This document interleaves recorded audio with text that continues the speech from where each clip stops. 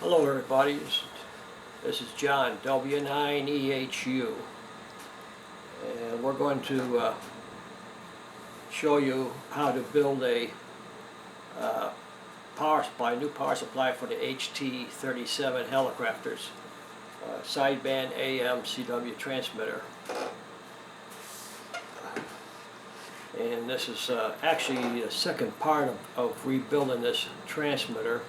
The first part was on solid stating the rectifiers. There's two rectifier tubes in there, and I solid stated those, and that's on another video.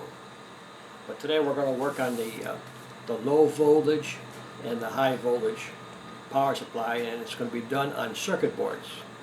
So you're going to gut the old supply out, not much to it at all, taking it out, and make yourself a couple of circuit boards. Now, the circuit board information you should be able to get on YouTube and find somebody to show you how to make that.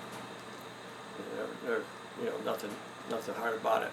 And I'll have a drawing for you of the circuit boards, and I'll hold it up to the screen, and then you can see it and have all the dimensions on it and all that, and then you can figure out how to do your own board. So I'm going to dismount the camera here and get it up close on the HT-37, and I want to show you at this short process here is about drilling the holes through the steel and all that, and how the boards fit into the transmitter.